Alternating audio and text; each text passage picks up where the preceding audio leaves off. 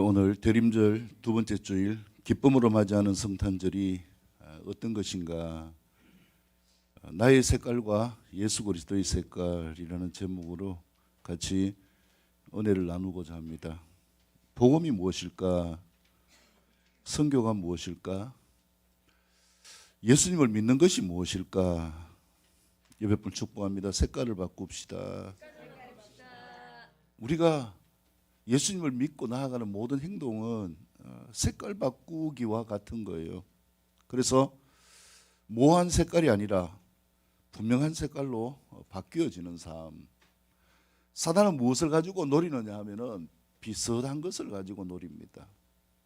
그래서 공산주의가 보면은 이 기독교 사상에서 이렇게 파생되어졌다라는 것을 이야기하고 있지만은 실제적으로 북한이 또 김일성이 보면은 기독교 가정에서 자라난 가운데에서 결국은 이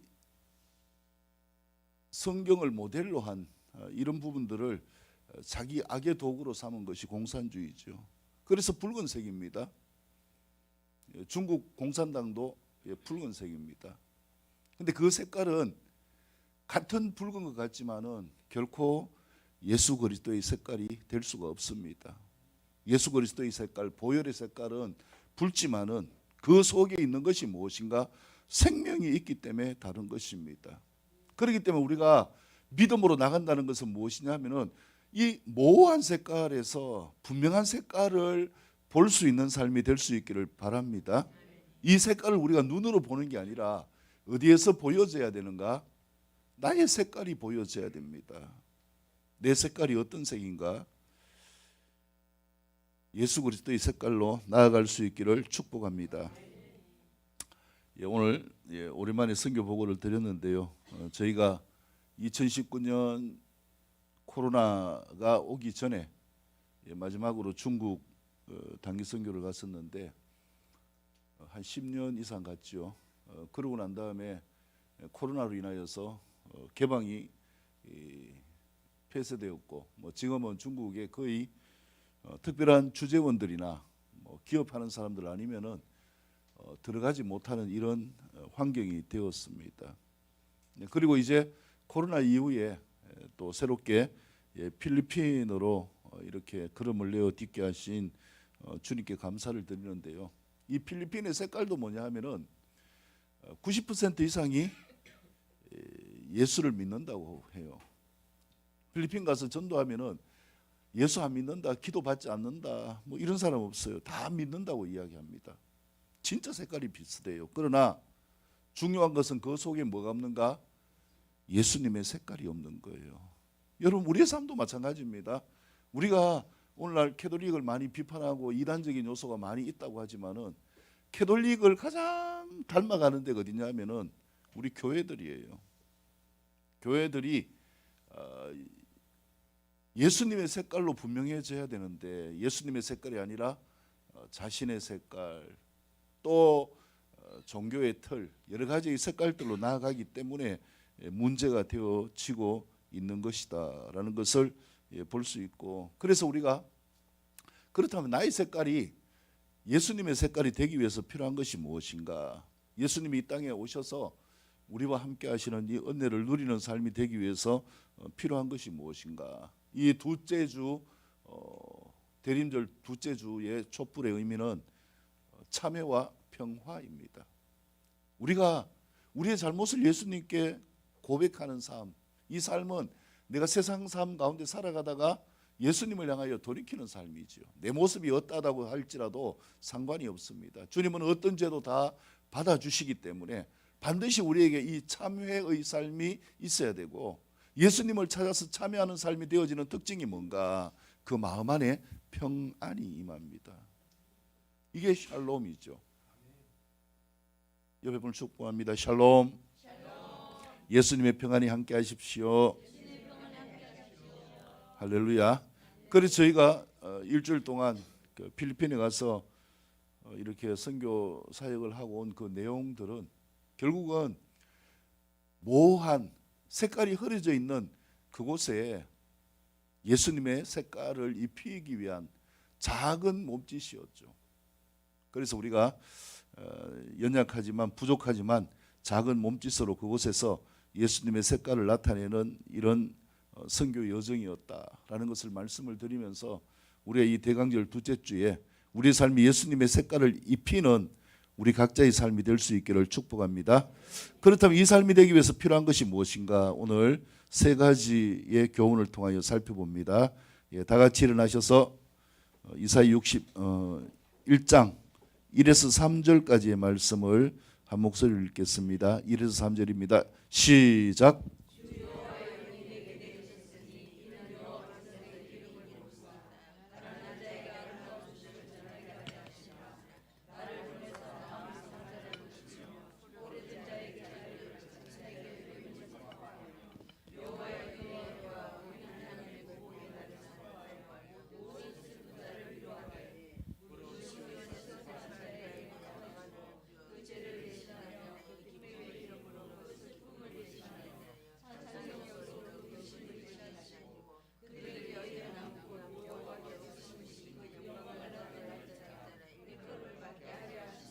아멘. 첫 번째, 예수님의 색깔은 주의 영이 나에게 임했는지 여부에 따른 역사입니다. 하나님의 영광이 드러나는 삶입니다. 그래서 나의 색깔은 예수 그리스도의 색깔인가를 살펴보아야 합니다. 방금 읽은 이 말씀에서 보면은 주 여호와의 영이 내게 내리셨으니, 예수님의 색깔은요, 우리가 예수님을 닮는다, 예수님의 생명이 있다, 내가 예수 믿고 천국 간다, 이 모든 것은 주 여호와의 영이 내게 내리셨으니, 하나님의 영이 나에게 오셨는가 이거예요. 하나님의 영이 내 안에 거하시는 이 삶, 다른 말로 하면은 성령으로 거듭났는가. 성령으로 거듭났는 이 삶을 다른 말로 하면은 그 다음 구절에 보면은 이는 여호와께서 내게 기름을 부으셨는가. 그래서 하나님의 기름 부음, 이 임재라는 표현을 많이 쓰는 거예요. 사도행전 10장에 보면은 이 기름 부음이 어떻게 내리는가. 베드로와 요한이 고넬료의 집에 가서 베드로가 안수할 때 성령이 임하셨다라고 말씀하고 있죠. 사도행전 2장에서 마가의 다락방에서는 그들이 간절히 기도할 때에 성령이 바람처럼 불의 혀처럼 임하였다, 이렇게 말씀하고 있습니다. 그렇기 때문에 우리가 하나님을 믿는다는 것은 그분의 영이 나에게 내리는 거예요. 다른 말로 하면 하나님이 나를 만나 주셔서 내가 하나님을 만나는 이 삶이 되어져야 되는 거예요. 그렇기 때문에 내가 하나님을 만난다, 하나님의 영이 내 안에 내리셨다라는 것은 분명한 경험이요 표식입니다. 겉으로 드러난 경험이 아니라고 할지라도요, 반드시 다음의 부분들이 나타나게 되어지는 것입니다. 그것이 무엇입니까? 가난한 자들에게 아름다운 소식을 전하는 자가 되는 거예요. 내가 예수님을 믿지 않을 때에는 내 삶이 질서 있지 못하고 굴곡이 너무 심하고 가늠할 수 없는 이런 삶이었는데, 예수님을 믿고 난 다음에 내 삶이 바뀌었어요. 평안이 있고 그 가운데서 하나님의 이끄심이 있기 때문에 나아가는 이 삶이 점점 더 변해지는 거예요. 그래서 야, 정말 예수 믿는 것이 진짜다, 하나님이 살아계시는 것이 진짜다라고 하는 이 아름다운 소식을 전하는 자의 삶을 산다라는 거예요. 내가 예수님을 믿는데 이 삶의 모습이 없다면 내가 뭐 10년 믿어도 20년 믿어도 예수 믿어도 달라진 것도 없고 뭐 그냥 시간만 보내는 것 같고 여전히 똑같고, 여러분 주의 영이 나에게 임하셨는가를 확인할 수 있기를 축복합니다. 대림절은요, 예수님이 이 땅에 오신 것을 기념하는 것이지만 그것보다 더 중요한 게 있어요. 나에게 그 예수님이 오셨는가, 그리고 이 예수님이 앞으로 다시 오실 거예요. 언제인지 모르지만 재림하여 오실 때에 그때 내가 주님과 함께 들림받는 천국의 상급을 이루는 삶이 되어지는가. 이 삶이 우리 앞에 남아 있기 때문에 우리가 뭐 해야 되는가? 살아 있을 때 점검할 수 있기를 축복합니다. 기회가 있을 때 점검할 수 있기를 축복합니다. 그래서 내가 예전에 내가 그렇게 가난한 자의 삶을 살았던, 영적으로 육적으로 재정적으로 이 빈곤한 자의 삶을 살았던 자들에게 그렇게 사는 게 아니라 이렇게 살면 행복합니다. 이렇게 살면 행복합니다. 예수님 믿으세요. 이것을 이야기할 수 있는 자가 예수의 색깔을 가진 자예요, 여러분. 두 번째는 무엇입니까? 마음이 상한 자를 고친다고 했어요. 내가 함께 해줌으로, 내가 위로해 줌으로 상해 있는 마음들이 회복되어지는 역사, 이 역사가 나타날 수 있기를 축복합니다. 그래서 함께 해주면서 그 사람이 힘든 마음이 회복되고 고쳐지는 이러한 역사, 그 다음에 또 무엇입니까? 죄와 귀신의 포로가 되고 노예가 된 삶이 자유와 해방을 얻게 되어지는 역사가 나타납니다. 이 삶은 이사야 61장에서 메시아가 오실 때, 구원하실 때 구원받는 자들에게서 나타나는 역사라고 분명히 말씀하고 있습니다. 다른 말로 하면 예수님의 색깔이에요. 아멘. 여러분 예수님을 믿습니까? 아멘. 믿는다면 이 세 가지가 나타나야 돼요. 내가 일평생 예수 믿으면서 전도 한번 못했다, 미안하지만 그 색깔 바꾸셔야 돼요. 내가 일평생 교회 다니면서 다른 사람의 상처를 위로해 주지 못하고 오히려 다른 사람 상처를 내고 교회 다니는 게 저것밖에 안 되나 이런 소리나 듣고 한다면 그 색깔 바꾸세요. 주님과 상관없을 수 있어요. 내가 죄에 눌리고 여러 가지 현상에 눌리고 귀신에 눌려가지고 평안을 누리지 못한다면 여러분 그 색깔 바꾸시기를 바랍니다. 주의 영이 나에게 내리면 여기에서 뭐 하게 되어지는가? 해방되어지는 거예요. 조금 전에 영상에서 제가 이렇게 기도할 때에 그 어떤 자매가 이렇게 통곡하는 걸 보셨는지 모르겠지만은 10년 전에 갔을 때에 그 쿠키라는 자매예요. 그때는 10대 전이었을 거예요 아마. 근데 걔 아빠가 총에 맞아서 숨졌어요. 거기에 이제 있는 김성환 집사님 그 일원으로 이렇게 경비를 하다가 그 저격수가 김성환 집사님을 쐈는데 그 사람이 맞고 이렇게 숨졌어요. 아빠가 숨지고 난 다음에 그 아빠가 너무 보고 싶어가지고 그래가지고 이 마음의 상처를 해결할 수가 없는 거예요. 그런데 우리는 모르잖아요. 주님만 아시잖아요. 근데 그때 가서 제가 기도를 했는데 한 2시간 정도 쓰러져서 일어나지를 못했어요. 제가 이렇게 보면서 완전 기절한 것 같은 상태에, 죽은 것 같은 상태라 가지고 그때 주님께 기도하면서 괜찮느냐고 이렇게 묻기도 했었는데요. 그러고 일어나 가지고 통곡을 하는데 애가 아빠를 만났대요. 그 임재 가운데서.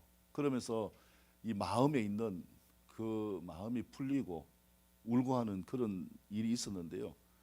이번에 가서도 이제 얼마나 보고 싶겠어요. 보고 싶고 그런 마음은 있고, 그래서 그 이제 집에서 이렇게 이제 키워주고 이렇게 해가지고 지금 뭐 이렇게 숙녀가 됐는데, 그 마음들이 회복되는 것 같지만은 일상 가운데서 이 부모 없이 사는 그 마음이 얼마나 힘들어요. 또 상처가 쌓이거든요. 주님은 우리의 상처를 회복시켜 주시고 고쳐 주시는 분이에요. 그래서 누가 필요한가? 주님이 필요한 거예요. 그 주님과 동행하게 되어질 때에 우리의 삶이 평안을 누리게 되어지는 삶. 주님과 동행할 때에 어떤 사단의 방해도 이겨나가는 삶, 자유와 해방을 얻는 이 삶을 우리에게 말씀하셨는데, 이 삶으로 회복되어서 살아가는 삶이 그리스도인의 삶, 예수님의 색깔이다라는 것을 말씀을 드립니다. 그래서 예수님이 누가복음 4장에서도요, 회당에 가서 동일하게 이 이사야 61장 말씀을 그대로 말씀하셨어요. 나는 주의 영이 나에게 내리셔서 메시아로 너에게 오셨다. 이게 예수님의 색깔이에요. 그러면 우리도 마찬가지죠. 예수님의 색깔로 살 수 있기를 축복합니다. 그래서 이 삶의 역사가 우리 안에서 일어나고 다른 사람에게 나타내는 삶이 되어질 수 있기를 바랍니다. 그 다음에 2절 말씀 보면은 이 은혜의 때에 모든 원수들이 보복을 당한다라고 말씀합니다. 모든 슬픈 자들이 예수님으로 인하여 위로를 받게 되어질 것이라고 말씀합니다. 이게 회복이죠. 그래서 우리가 누가 필요한가? 예수님이 필요합니다. 예수님의 색깔로 옷 입게 되어지면은 누가 우리를 건들 수가 없는가? 사단이 우리를 건들 수가 없기 때문에 그렇습니다. 그래서 우리가요, 늘 우리 자신을 살펴봐야 됩니다. 옆에 볼 축복합니다. 어떤 색깔입니까? 예수님의 색깔입니까? 그러면 걱정할 것 없습니다. 할렐루야. 예수님의 색깔, 이 색깔을 가진 자가 어떤 자일까요? 내 입으로 예수님을 나의 구원자로 고백하는 자들입니다. 어떤 자, 어떤 수준 상관없어요. 내 입술로 예수님을 고백하면은 예수님의 색깔로 덧입는 삶이 되어지기 때문에 그렇습니다. 할렐루야.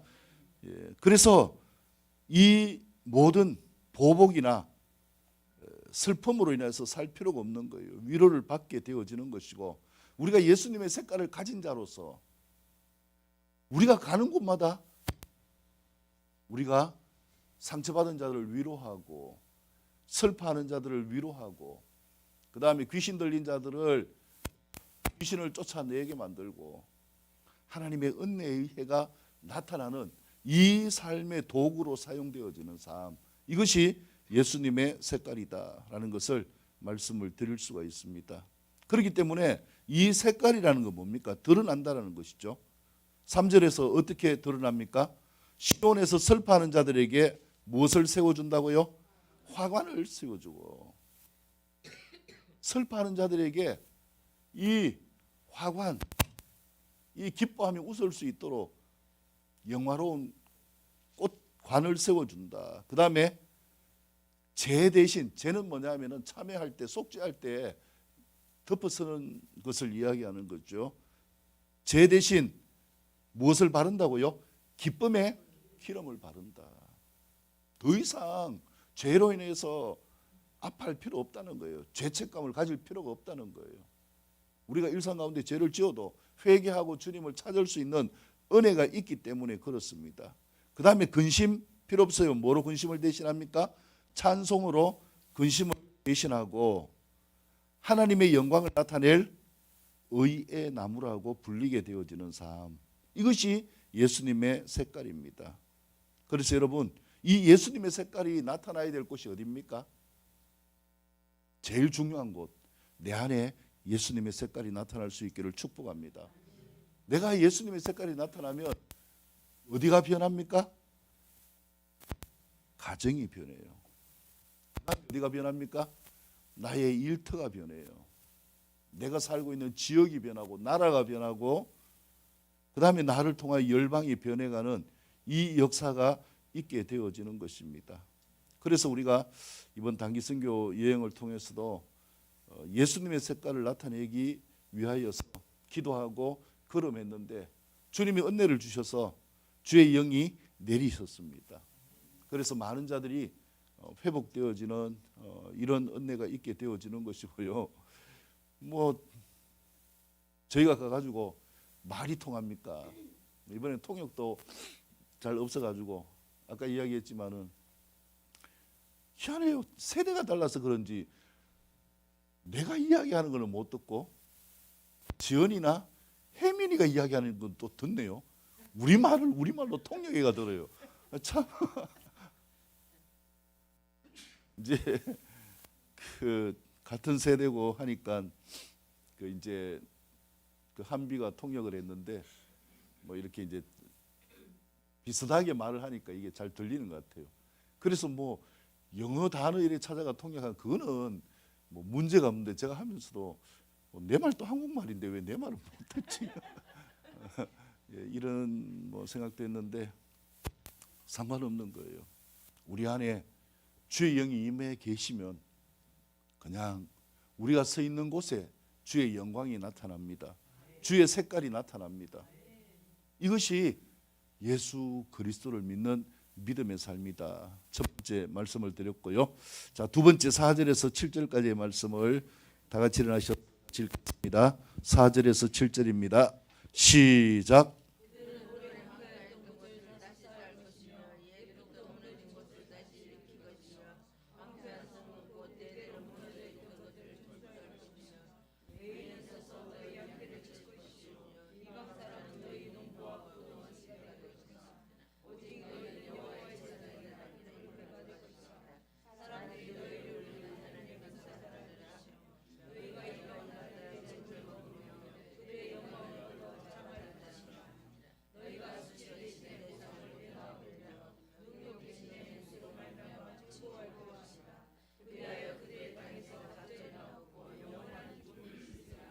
아멘. 두 번째 교훈은요. 예수님의 색깔을 입으면 회복과 풍성함과 보상과 주어진 몫의 갑절이나 얻는 영원한 기쁨을 누리는 삶인 땅을 차지하는 주인공이 됩니다. 할렐루야. 예, 그래서 4절 말씀부터 보면은요. 우리의 마음이 우리의 삶이 예수님의 색깔로 옷 입는 것이 얼마나 중요한 것인가라는 것을 또렷하게 말씀하고 있습니다. 무엇이 달라집니까? 오래 황폐되었던 곳을 다시 쌓는 주인공이 되어집니다. 옛부터 무너진 곳을 다시 일으키는 삶이 됩니다. 황폐한 성읍, 곧 대대로 무너져 있던 것을 새롭게 중건하는, 재건하는 삶을 이루게 되어집니다. 이게 뭐냐 하면은 예수님의 색깔을 입은 자들이 하는 역할입니다. 네, 그래서 이번 선교 가운데서도 우리가 뭐 거기에 찾아오는 아이들과 그 다음에 또 뭐 이렇게 어른들을 예수님의 색깔로 옷 입혀가는 이런 은혜의 통로가 되어진 것뿐만 아니라 장소에 대한 이런 부분들도 회복하기 위하여서 땅 밟기를 하고 기도를 했습니다. 그래서 이러한 부분들을 누가 하는가? 아무나 하는 게 아니에요. 누가 하는가? 예수님의 색깔을 가진 자들이 할 수 있습니다. 다른 말로 하면은 예수님을 믿는 자들이 할 수 있다라는 거예요. 그래서 거기에 그 어떤 집이 있었는데 뭐 이렇게 몇 평이 아니라 한 700평이라든가 하여튼 뭐 큰 집이었어요. 근데 그 집에 이제 인수를 받았는데 뭐 샀는데 그게 살기가 찝찝하다는 거예요. 왜냐하면 거기 들어갈 때마다 섬뜩섬뜩하고 막 그런 기분이 들어들고 그래서 그런데 하여튼 거기서 기도를 한번 해달라는 이런 요청을 받았어요. 그래가지고 거기 가서 이렇게 이제 팀이 다 가서 기도를 했습니다. 기도를 하는데 제 마음에 이렇게 기도하는데요. 시멘트로 이렇게 만든 예수님의 형상이 이렇게 그려지는 거예요. 보여지는 거예요. 근데 그걸 누가 이렇게 망치를 들고 부수는 걸 보여줬어요. 그리고 좀 있는데 거기에 누가 사람이 죽은 게 보이고 피 흘리는 이런 장면과 더러운 것들이 보여가지고 이제 쭉 이렇게 이제 뭐 감동 주시는 분들이 이야기를 하고 이제 제가 이야기를 말씀을 드렸어요. 그러고 난 다음에 이제 사실을 이야기를 하는데 그 집 남편이 거기에서 죽었고 하여튼 그 집 자체가 예수 믿는 것을 방해하는 그런 집안이 이렇게 여러 가지 일들이 있었는데 그 가운데서 이야기하는 게 뭐냐 하면은 진짜 하나님이 가장 싫어하는 게 있어요. 그게 뭐냐 하면은 피의 전제를 드리는 거예요. 피로서 제사 드리는 것. 이걸 가장 싫어합니다. 왜? 피는 누구 피밖에 없는가? 예수님의 피밖에 없기 때문에 그래요.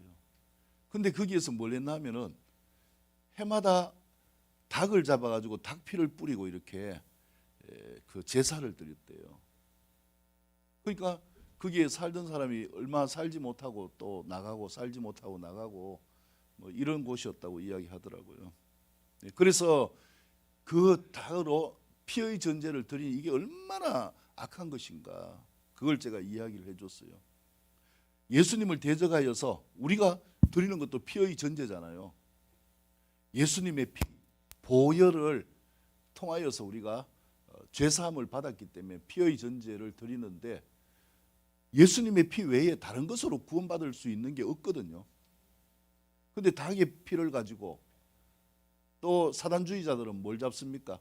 짐승의 피를 뿌리면서 이렇게 제사를 드리고 사단의 어떤 힘을 빌기 위해서 행동을 합니다. 그리고 이제 이렇게 몰래 하면서 뭘 하느냐 하면은 어린아이를 잡아서 죽여서 피를 바치기도 하는 이런 끔찍한 일을 행하는 것이 사단주의자들인데, 이런 우상을 섬기는 땅이기 때문에 그 저주가 있기 때문에 거기에 누가 들어와서 평안하게 살 수가 없는 거예요. 근데 우리는 상관없어요. 이미 색깔이 달라요. 우리에게는 무슨 색깔이 있는가? 예수님의 색깔이 있기 때문에 그래요. 그래 거기 가서 그냥 기도해주고 왔어요. 뭐 그 이후에 아무 문제도 없어요.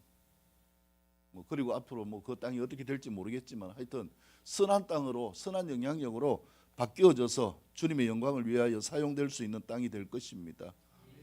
예수님의 색깔이 이렇게 바뀌어지게 되어지는 거예요. 그렇기 때문에 우리가 무엇을 두려워할 필요가 없는가? 세상 어떤 것에 대하여 두려워할 필요가 없습니다. 내가 예수님의 색깔을 옷 입으면요, 나를 통하여 누가 사는가? 내 가정이 삽니다. 무엇이 살아납니까? 영적으로 살고요, 모든 상처 입은 마음들이 살아나요.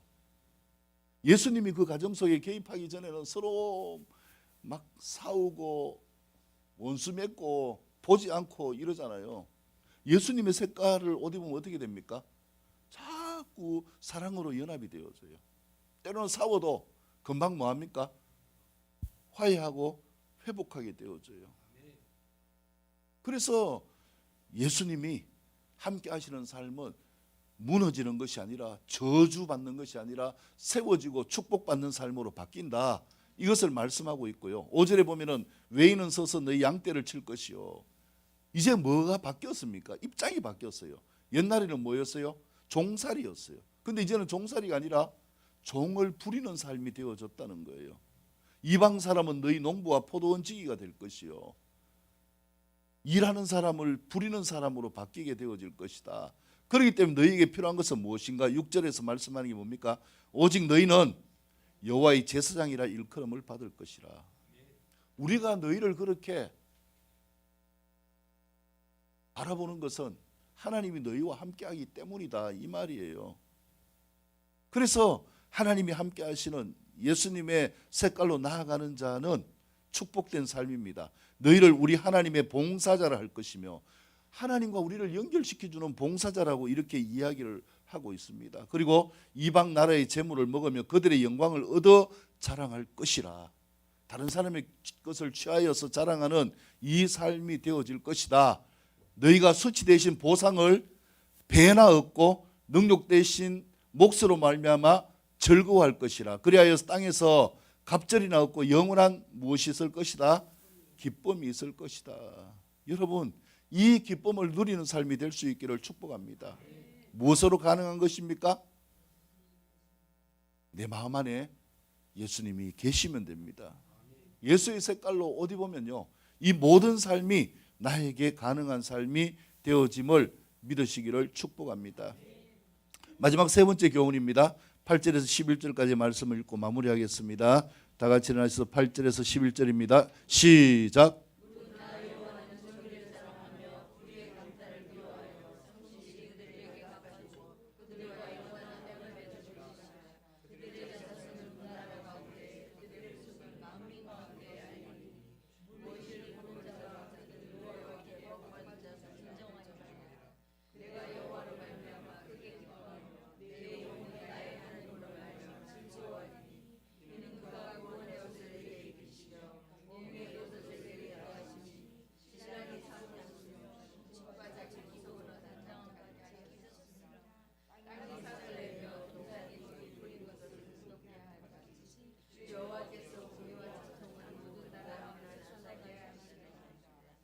아멘. 세 번째 교훈은요, 예수의 색깔을 가진 자들은 너희는 하나님께 복받은 자손이다라고 인정을 받게 됩니다. 그리고 단장하는 신부와 같고 동산에 뿌린 모든 씨앗이 돋는 것을 보는 자들이 되어지는 삶, 이것이 예수의 색깔을 가진 자들이다라고 말씀하고 있습니다. 하나님이 이스라엘에 왜 하나님의 복을 넘어 땅의 복을 차지하게 하셨을까요? 우리나라 유교 사상으로 치면 청빈, 금소 이렇게 하는데 그게 아니라 하나님의 말씀은 생명, 그 다음에 더 풍성함이라고 이렇게 말씀하셨습니다. 하늘의 복을 누리면 땅에서도 복이 이루어지는 이 삶을 하나님이 이스라엘에 허락하셨다라는 거예요. 왜 그렇게 하시느냐 이거예요. 우리가 상식적으로 생각해도 아버지가 부자인데 자식이 고아처럼 살면 좋겠어요? 아버지가 부자인데 자식이 가난하게 살면 좋겠어요? 풍성하게 사는 것을 넘어서 그것을 가지고 악한 도구로 사는 것이 문제이기 때문에 성경은요, 그 풍성함을 없이 하는 것이지 풍성을 주시지 않는 게 아니에요.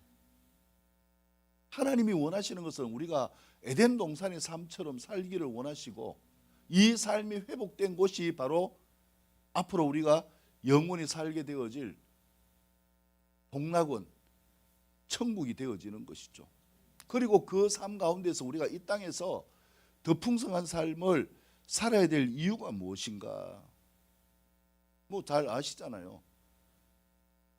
우리가 살면서 사람들에게 인정받는 삶의 기준은요, 우리에게 있지 않습니다. 세상 사람들이 인정하는 것은 무엇입니까? 세상에 보여지는 것들이에요. 그래서 우리가 진짜 하늘의 복을 누리고 있어도 그 사람들은 뭐라고 이야기합니까? 그게 복이 아니라고 이야기해요. 그거 상관없어요. 우리가 그 사람들이 복이 아니라고 이야기해도 내가 복을 받은 삶이기 때문에 상관없어요. 근데 왜 하나님이 그러면 굳이 우리에게 풍성함을 주시기를 원하시는가 이거예요. 왜 그렇게 하실까요? 바로 이 말씀 때문이에요. 야, 내가 너를 봐도 진짜 너는 복받을 근더기가 없는데 너를 보니까 하나님이 있는 것 같다. 네가 하나님께 복받은 자들이구나. 이 하나님의 영광을 나타내기 위한 삶을 위하여 하나님이 우리에게 복 주시는 거예요.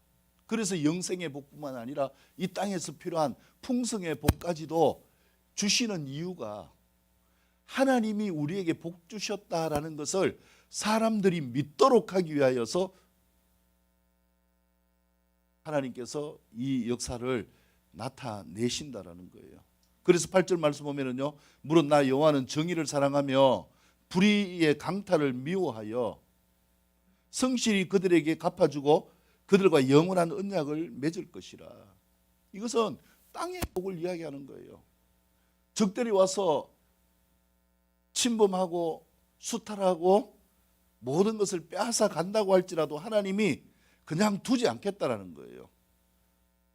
정의를 사랑하기 때문에 하나님의 말씀대로 살아가는 이 삶을 이루어 갈 때에 성실하게 그들에게 갚아줄 것인데 영원한 언약 때문이다.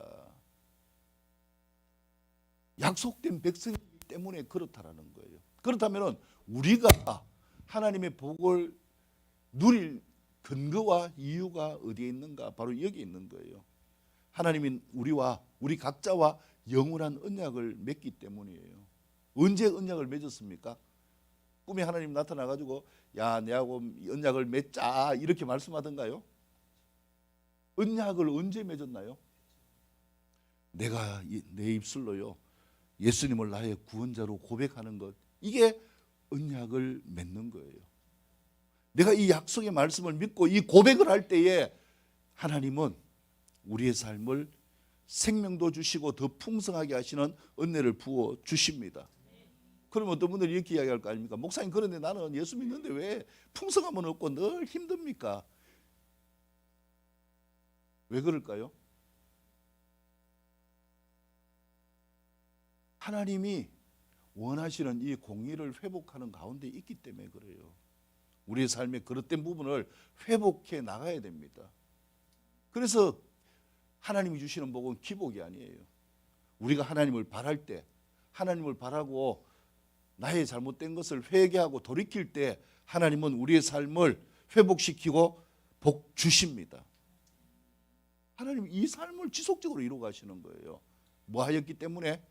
언약을 맺었기 때문에. 예를 들어 가지고요, 어떤 고아원에 있는 애를 대그룹의 회장님이 양자로 삼았어요. 그래서 집에 데려갔는데 얘가 버티지를 못하는 거예요. 왜냐하면 고아원에 있으니까 자기 마음대로 하는데, 야, 부잣집에 들어가니까 뭐합니까? 자기 마음대로 할 게 없는 거예요. 학교 가는 것도 차 타고 가야 되고, 뭐 시설을 가는데도 누가 옆에 그 뭡니까? 따라와 가지고 막 이래 하세요 저래 하세요 챙겨주고 하지, 막 숨이 막히는 거예요. 그래 가지고 가출을 해 가지고 고아원에 다시 돌아갔어요. 그 회장이 어떻게 할까요? 아이고 저게 참 주제 파악을 못하네. 이렇게 귀하게 살게 해놨는데 다시 돌아가다니. 이렇게 할까요? 바로 어디로 갈까요? 고아원으로 찾아갑니다. 찾아가서 뭐합니까? 또 데리고 오는 거예요. 데리고 와서 여기에 살면은 네가 이렇게 해야 되는 거는 반드시 필요하다. 이거는 네가 훈련 받아야 된다. 지켜야 된다. 그래가지고 이야기를 했는데 또 한 달 지나니까 얘가 못 참아가 또 가출해가 고아원으로 또 탈출했어요. 그냥 둡니까? 또 가는 거예요. 또 데리고 오는 거예요. 왜 자꾸 내버리지 않고 데리고 올까요? 뭐 했기 때문에? 약속을 맺었기 때문에 그래요. 무슨 약속입니까? 영원한 약속이에요. 그 영원한 약속이 뭐예요? 애를 데리고 오면서 동사무소에 가가 뭐합니까? 호적에 올렸으니까, 영원한 약속을 했으니까 데리고 와서 잘 되도록 키워야 될 거 아니에요. 그래서 수없이 가출을 해도 수없이 다시 데리고 오는 거예요. 또 데리고 오고 또 데리고 오고. 다른 사람이 보면 어떻겠어요? 그 집에 운전하는 기사가 볼 때 마음이 어떻겠어요? 자기는 뭐 열받을 거 아니에요. 자기는 수도 없이 수고하고 수고해도 월급밖에 못 받는데, 아니 제가 뭔데 그렇게 막 데려가고 또 데리고 또 데려가고. 심부름하는 자기가 화가 나는 거 아니에요.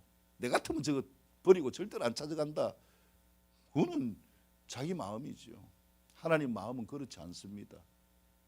또다시 찾아가고 또다시 찾아가고, 이 은혜를 우리가 잊고 있는 것, 이게 영원한 언약이에요. 하나님은 우리를 이렇게 사랑하십니다. 그래서 우리를 어떻게 만들기를 원하시는가? 9절 말씀 보세요. 그들의 자손을 문나라 가운데, 그들의 후손을 만민 가운데 뭐 하기를 원하십니까? 알리기를 원하셔요. 무릇 이를 보는 자가 그들은 여호와께 복받은 자손이라 인정하리라. 하나님이 뭐 하시기 위하여서 작정하셨나요? 복받도록 만들기 위해서 작정하신 거예요. 언제부터? 예수님을 믿는다는 고백할 때부터. 옆에 분을 축복합니다. 복받은 자들입니다. 복 받았습니까?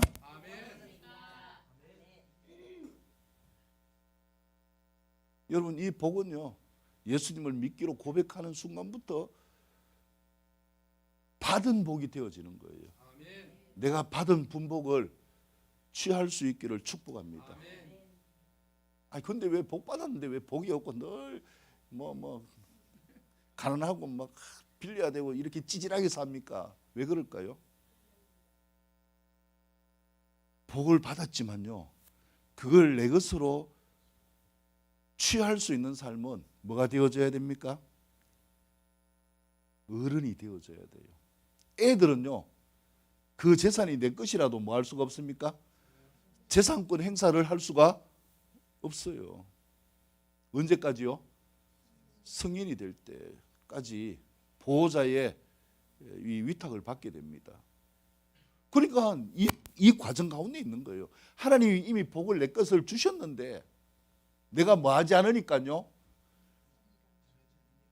믿음이 성장하지 않으면 보호하심은 있고요, 돌이킴은 있고, 죽지 않으면 있고, 하지만은 풍성함의 복은 계속 뭐 하게 됩니까? 유예되어지는 거예요. 안 주시는 게 아니라 내가 취하지 못하기 때문에 그런 것이다. 하나님은 우리를 어떤 자로 삼기를 원하시는가? 복받은 자손이라고 인정받도록 살기를 원하십니다. 그래서 하나님은 어떻게 하십니까? 모든 걸 다 주시는 거예요. 모든 걸 다. 누구까지 주셨어요? 아들의 생명까지 우리에게 주신 거예요. 모든 걸 다 주셨어요.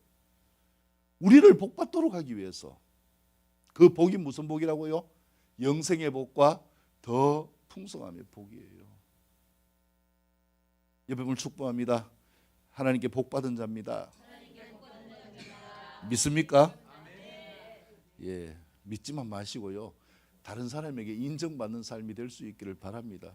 옆에 분에게 물어보세요. 내가 하나님께 복받은 사람이 맞습니까?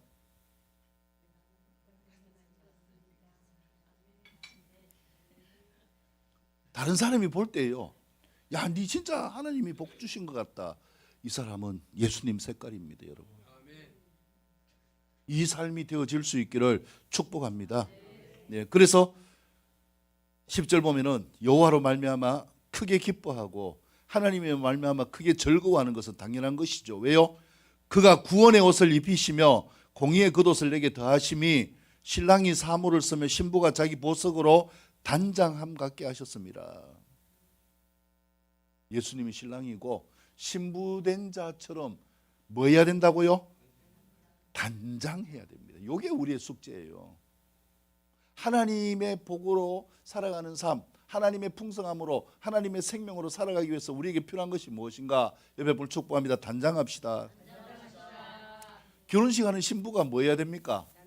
단장을 해야 되잖아요. 뭐 옛날에는 꽃단장이라고 이렇게 하잖아요. 그래가지고 연지도 찍고 곤지도 찍고 이렇게 하는데, 요즘도 뭐 합니까? 결혼식의 주인공은 누굽니까? 신부잖아요. 그래서 남들이 따라오지 못할 드레스를 입잖아요. 어떤 드레스요? 그러니까 웨딩 드레스, 흰 드레스를 입잖아요. 흰 드레스. 신부만 입을 수 있어요. 뭐 우리나라는 파티 문화가 아니라서 그런데 뭐 외국 같은데, 뭐 우리가 갔다 온 필리핀 같은데 보면은 드레스를 화려하게 입어요. 결혼식 같은데 보면은 뭐 누가 신부인지 몰라요. 그건 딱 보여요. 누굽니까? 예, 흰 드레스를 입었어요. 웨딩 드레스를 입은 게 딱 보이는 거예요.